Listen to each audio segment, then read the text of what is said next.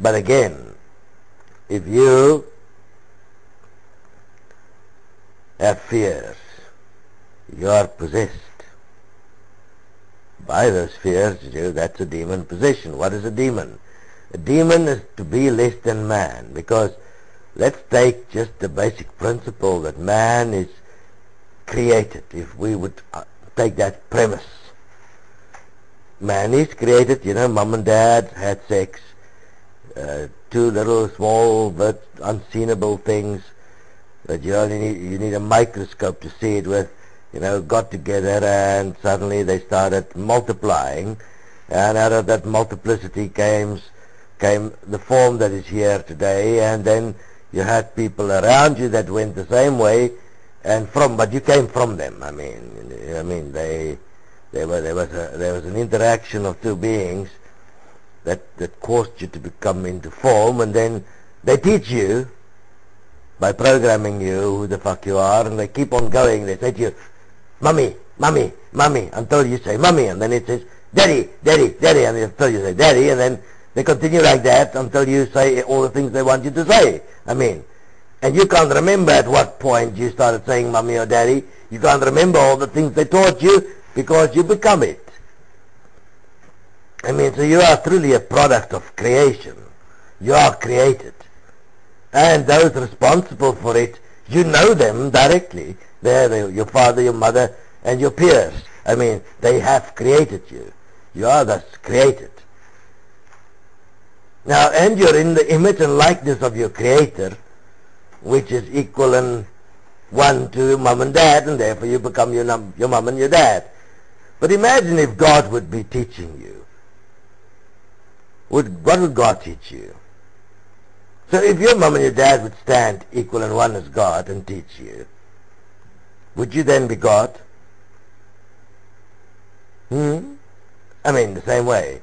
God comes to you and says, God, God, God. Teach you all the stuff of God. It appears to be just a label.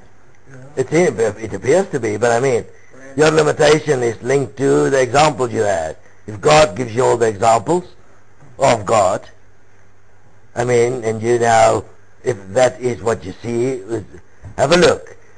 An interesting life to study is the life of Osho. Osho was created in his formative years when he was a young child, through the influence of especially his grandmother. That's why he questioned so many things, and that laid the foundation for the life of Osho. If that didn't happen, Osho would not have existed. What's so specific about this? You must study it, don't ask me. Study Osho's life. Study the lives of those that has made a difference in this world.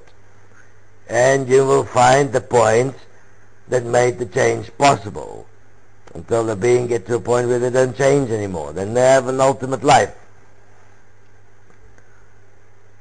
But understand that according to the I have to cough there because you can't speak these words without a freaky sense of eeriness. When you read the fucking holy books,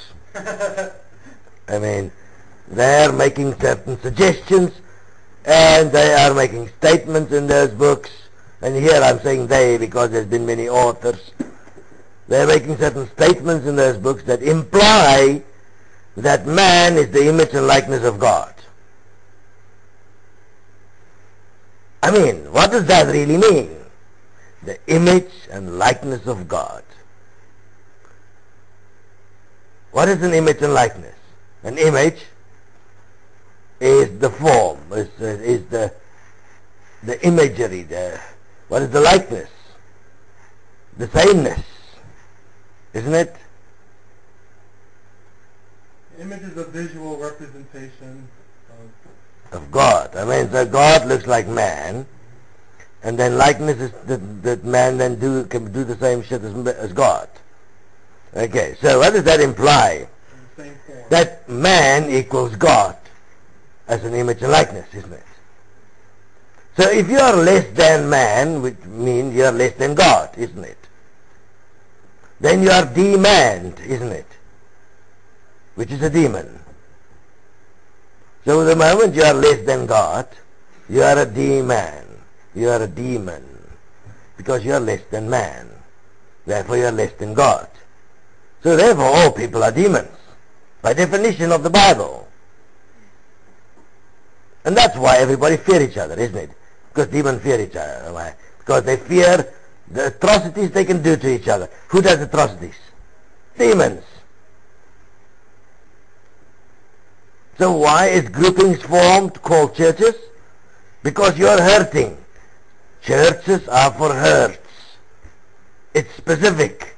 If you have enough pain, you go there to have a group to protect yourself against all the other demons, which is man. And you pray to God that somehow He must save you from your demonic existence. Earth is an existence of demons. How do you know that? Practically. Go and look at the old people just before they die. You'll see they look like demons.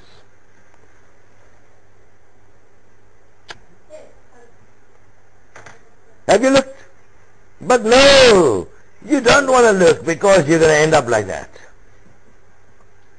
Have a look. Old people in the old days look like demons. And you know what we do? We push that into the face of our children the moment they're born. And immediately the image and likeness of a demon is imprinted because we honor our old people. They prepared the world in the way that it is now, and they are so special. And we do it in the name of love. I mean,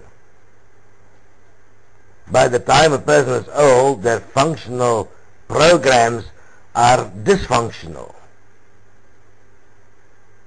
Our fear of death is so extreme that we will not see what is here. The physical body has been sucked dry by the system of apparently living. That's why people look like they do when they grow old. They are sucked dry, wrinkled.